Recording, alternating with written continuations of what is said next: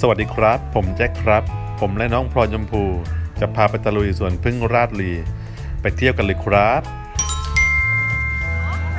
เอาวิดีโอนะเอาใหม่เอาลูกเอามา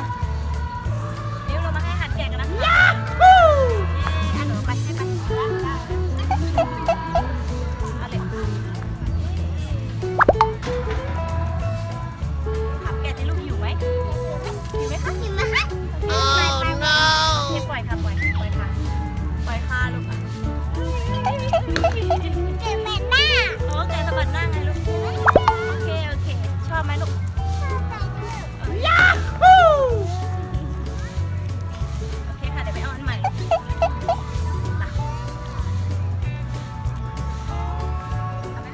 ว้าวโอเคยาฮู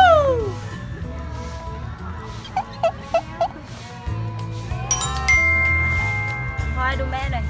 เอาเลยค่ะเลยก่อนตั้งใจปล่อยค่ะปล่อยเอาอันใหม่ลูกปล่อยไม่กลัวดูหรอ ดู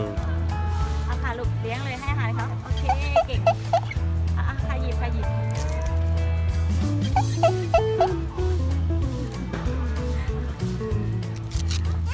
ยาฮู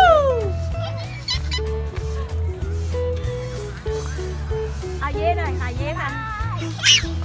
อย่าลูก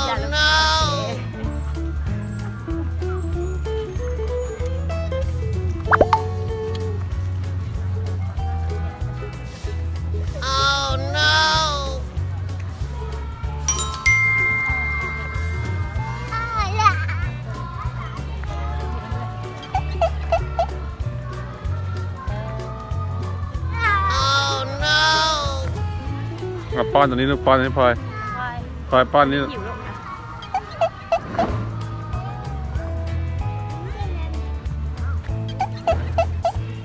หิวไหมทำแผลนี่หิวไหมยาฮูเอาเต้นหน่อยลูกเต้นหน่อยโอเคเพลงมาเอาตัวอื่นบ้างไปเดินนู้นทำไปเล่นสนามกอล์ฟบ้างสนามกอล์ฟไหมลูกOh no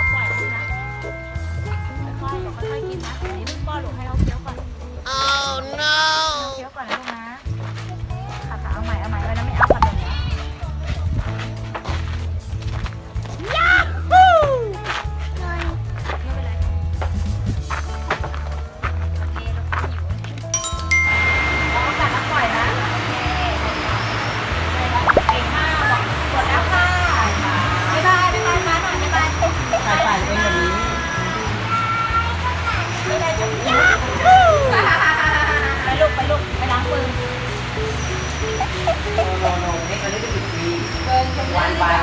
โอเคหมดแล้วค่ะลูกไปบ๊ายบาย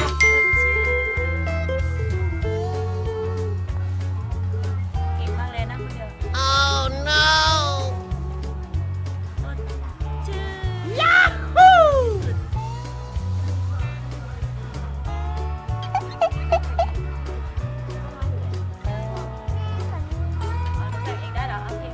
โอเคปากบอลสีแดงเลย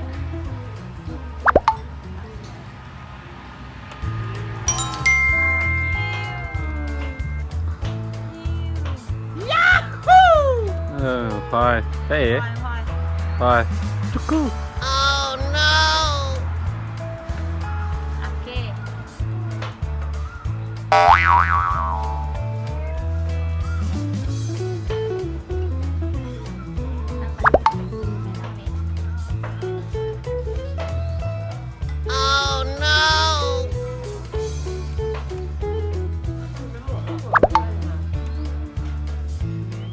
ว้าว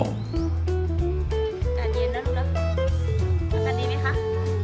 อากาศดีนะลูกนะ oh no ชื่นบอกป้าสดชื่น น้องพลอยชมพูและแม่นุ้ยให้อาหารแกะกันอย่างสนุกสนานที่ฟาร์มแกะ แล้วก็พักที่พานารีรีสอร์ทอาหารอร่อยธรรมชาติสวยงามมากครับ หลังจากนั้นก็ไปให้อาหารยีราฟที่เกาะไอแลนด์ของพี่ต๊อดแล้วพาลูกสาวไปให้อาหารปลาครับที่เวเนโตกับครอบครัว แล้วก็ไปปิกนิกกันที่น้ำตกก้าวโจรกินข้าวกันอย่างอร่อย และแวะกินข้าวที่สวิสวันเล่กินเบาๆก่อนกลับที่พัก ธรรมชาติสวยงามมากครับ ที่สวนพึ่งอยากให้ทุกคนลองไปเที่ยวดู ฝากกด Subscribe กดติดตาม กดกระดิ่ง กดไลค์ กดแชร์ให้น้องพลอยชมพูด้วยนะครับ ขอบคุณมากครับ